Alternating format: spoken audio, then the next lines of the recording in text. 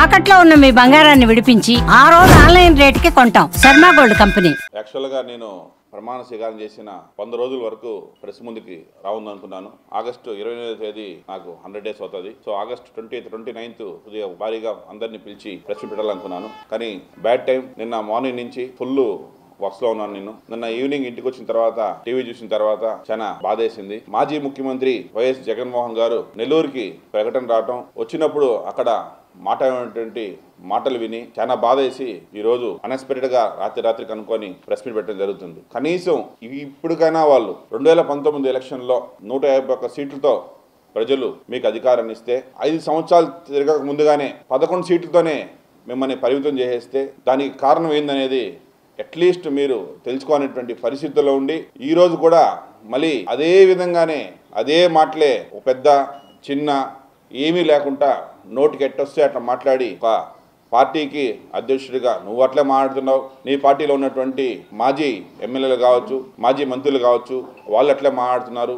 కనీసం ఒక తప్పు జరిగిన తర్వాత ఈ తప్పు జరిగింది, ఈ పొరపాటు చేస్తామనేసి తెలుసుకునేటువంటి మనస్తత్వం లేకుండా మీరు ఇంకా అదే విధంగా అసలు ఫస్ట్ ఆఫ్ ఆల్ ఒక మహిళల పైన, ఒక ఎమ్మెల్యే మహిళ పైన, ఒక మాజీ ఎమ్మెల్యే మాట్లాడేటువంటి మాటలు అవి ఏమైనా సంస్కారమా? అట్లాంటి మాటల్ని వెనకేసుకొని అట్లాంటి మనిషిని వాళ్ళు చూసే రావటం అనేది పెద్ద తప్పు. ఈ రోజు మీరు అంటున్నారు వల్లభనేని వంశీని అరెస్ట్ చేశారనేసి. వల్లభనేని వంశీ అనే వ్యక్తి ఏ రకంగా మాట్లాడాడో, ఒక తల్లిని ఎంత ఘోరంగా అవమానించాడో, ఎన్ని రకాలుగా వాళ్ళని పర్సనల్ లైఫ్లోకి వెళ్ళి ఇతనేదో 80 సంవత్సరాలు 90 సంవత్సరాల వయసు అయినలాగా ఇతనికి అన్ని నాకు భూలోక బ్రీను వీరబ్రహ్మణ్య స్వామి అనే విధంగా వల్లభనేని వంశీ అతనే మొత్తం అతనికి తెలిసి అన్ని జరిగిన భారతదేశంలో అనే టైప్లో అతను ఫీల్ అయిపోయి అసలు ఒక తల్లిని ఎట్లంటే అంత అగౌరవంగా అసెంబ్లీలో మాట్లాడి వాళ్ళంత బాధ పెట్టిన వ్యక్తిని అరెస్ట్ చేయటం తప్పనేసని ఈరోజు ఆంధ్ర రాష్ట్రం ఎవరు అనట్లేదు. ఒకే ఒక వ్యక్తి జగన్మోహన్ రెడ్డి మాత్రమే తప్పు అంటున్నాడు. అదేవిధంగా ఈరోజు ఒక లిస్టు పెట్టుకొని చదువుతున్నాడు. మా పార్టీ ఉన్నటువంటి మాజీ ఎంపీలని, మాజీ ఎమ్మెల్యేలని, మాజీ మినిస్టర్లని అందరిని అరెస్ట్ చేస్తున్నారు అనేసి. ఒకసారి వీళ్ళు ఏమన్నా నెహ్రూలా గాంధీలా అని ఒకసారి మీరు తెలుసుకోండి. వీళ్ళు లాస్ట్ మీ ప్రభుత్వం ఉన్నప్పుడు ఒక ఎంపీ ఏ విధంగా ఏ వీడియోలు చేసి ఎవరికి ఏం చూపించాడనేసి అని ప్రజలందరికీ తెలుసు. అట్లాంటి ఎంపీని అరెస్ట్ చేయడం తప్పని చెప్పి ఈరోజు వాళ్ళు చూసానికి వెళ్తున్నారు.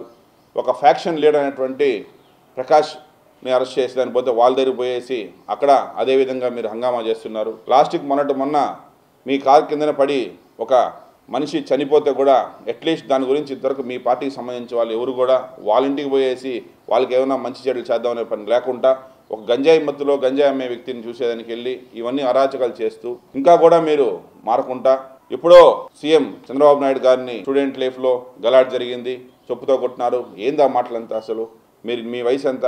మీరు అది చూసారు అప్పుడు ఏమైనా జగన్మోహన్ రెడ్డి గారు మీరు మాట్లాడే సంస్కారం ఏంది? అది మీరు 10 మందిలో యూత్కి ఏం సందేశం ఇస్తున్నారు? మీరు ఇది పద్ధతేనా? ఇది పద్ధతేనా అడుగుతున్నాను మిమ్మల్ని. అసలు మీరు నోటికి వచ్చినట్టు మాట్లాడతారు, మీ కేటర్ని రెచ్చగొడతారు, మీరు మాట్లాడిన దానికి పక్కన మీతో చెంచాగాలు తప్పట్లు తడతారు. ఏం పద్ధతి ఇది?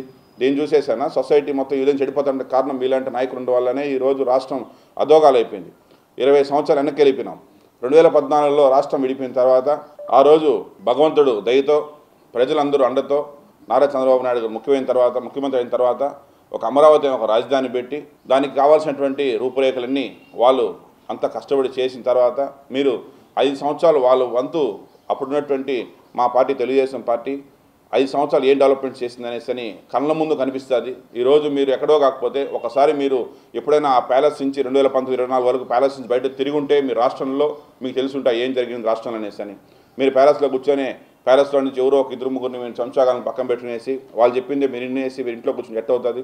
మీరు రండి, తిరుపతికి రండి, రేణుగుంటకు రండి, చూపిస్తాను మీకు. నేను ఆ రోజుల్లో మీకు ఒక ఎలక్ట్రానిక్ క్లస్టర్ని పెట్టి ఒక సిలికాన్ కంపెనీ కావచ్చు, ఒక కార్బన్ కావచ్చు, ఒక డిక్సాన్ కావచ్చు, ఈ విధంగా కొన్ని 100 కంపెనీలు రాష్ట్రంలో తెచ్చినటువంటి ఘనత ముఖ్యమంత్రి చంద్రబాబు నాయుడు గారిది. మీరు వచ్చిన తర్వాత 2019 నుంచి 2024 వరకు వచ్చేటువంటి డిక్సాన్ కంపెనీ కూడా బలవంతంగా వాళ్ళని తరివేసి వాళ్ళపైన లేనిపోని కేసులు పెట్టేసి అవన్నీ కూడా చేసి వాళ్ళని పులివెందులలో ఫ్యాక్టరీ పెట్టకపోతే మీ డిక్సాన్ ఇంటి పెరికేస్తానని బ్లాక్మెయిల్ చేసిన ఘనత మీది. కానీ ఈరోజు మళ్ళీ ప్రజలు ఒక ఛాన్స్ అని ఇచ్చి పొరపాటు చేసామని తెలుసుకొని 2024 ఎలక్షన్లో ఎవరు ఊహించిన విధంగా భారతదేశంలోనే హైయెస్ట్ స్ట్రైక్ రేట్తో, హైయెస్ట్ మెజారిటీస్తో, హైయెస్ట్ ఎమ్మెల్యే సీట్స్తో, హైయెస్ట్ ఎంపీ సీట్స్తో ఎన్డీఏ కూటమిని అధికారంలోకి తీసుకొచ్చిన ఘనత ఒక ముఖ్యమంత్రి నారా చంద్రబాబు నాయుడు గారిది. ఈరోజు చంద్రబాబు నాయుడు గారంటే భారతదేశంలోనే నెంబర్ 1 ముఖ్యమంత్రి. ప్రపంచంలోనే ప్రతి ఒక్క అధ్యక్షుడు కూడా టక్కని భారతదేశం అంటే మోడీ గారి తర్వాత గుర్తొచ్చేటువంటి పేరు నారా చంద్రబాబు నాయుడు గారు.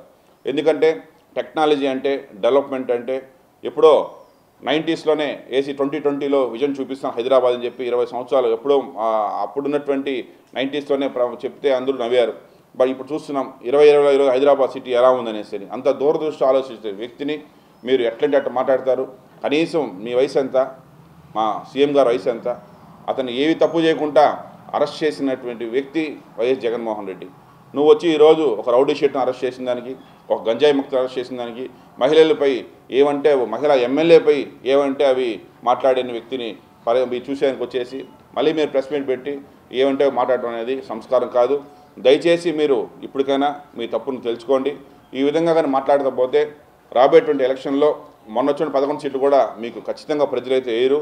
మీరు ఇప్పుడు ఏం చెప్తున్నారు, బెదిరిస్తున్నారు. మా గవర్నమెంట్ వస్తే మేము అది చేస్తాం, మేము కేసులు పెడతా ఉంటాం, కానీ అట్లీస్ట్ ఇప్పుడైనా మీరు మీ తప్పు తెలుసుకొని మా ప్రభుత్వం వస్తే మేము ఈ కంపెనీ చేస్తాం, మా ప్రభుత్వం వస్తే మీకు ఈ ఉద్యోగాలు ఇస్తాం, మా ప్రభుత్వం వస్తే మహిళకి చేస్తామని చెప్పి మర్చిపోయి ఇప్పుడు కూడా మీరు 24 గంటలు మీరు కావచ్చు, మీ మాజీ ఎమ్మెల్యేలు కావచ్చు ఏం చెప్తున్నారు, మా గవర్నమెంట్ వస్తే మీ ఊరిని వదలం, మేము కేసులు పెడతాం, మేము అన్నీ ఆపేస్తామని చెప్తున్నారు. కానీ ఒక్క ఎమ్మెల్యే అయినా, ఒక ఎంపీ అయినా, కనీసం ఈరోజు మీ పార్టీకి సంబంధించిన వాళ్ళు ఎవరైనా సరే మీరు ఈ విధంగా చేస్తే మేము వచ్చిన తర్వాత మేము కంపెనీలు ఇస్తాను ఎవరూ ఏమీ చెప్పకుండా ఇంకా బెదిరిస్తూ భయపిస్తూ ప్రజలందరినీ భయాందోళన తీసుకుని పోయేటువంటి ఘనత మీ వైఎస్ జగన్మోహన్ రెడ్డికి మాత్రమే. ఇది ఖచ్చితంగా ఇది అవుతుంది తప్పితే